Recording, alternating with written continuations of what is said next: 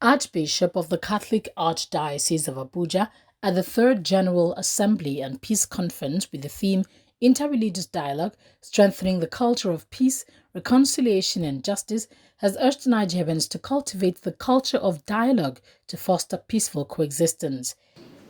Religion has done so much for the unity and transformation and stability of Nigeria. So we must be careful not to demonize it and throw away the baby with the bath water.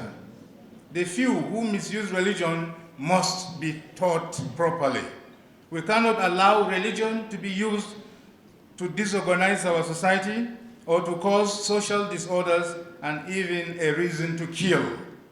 Muslims and Christians in Nigeria should combine forces and explore our rich historical, cultural, social, and material endowments for the common good, rather than tearing at each other or encouraging discriminatory or polarized existence. Such attitude brings retrogression instead of progress and creates an unhealthy gap between the Muslims and the Christians, the North and the South. Kaigama, however, stressed that to strengthen the culture of dialogue, religious leaders should be mindful of their utterances, especially dabbling into political predictions and instigating religious prejudice. For us to have peace, there has to be reconciliation. For us to have reconciliation, there has to be forgiveness. For us to have forgiveness, there has to be justice. Justice and peace are twin sisters. When they meet, reconciliation becomes possible. For there to be justice, we need to continue to engage one another through genuine and sincere dialogue. We also need to pressurize government to uproot structures and policies that could discriminate against individuals and groups to replace them with the ones that protect and promote their rights and dignity. There are so many unresolved issues in Nigeria and grievances bottled up in the hearts of people waiting for an opportunity to be vented out. All these are obstacles to national unity, integration, and growth.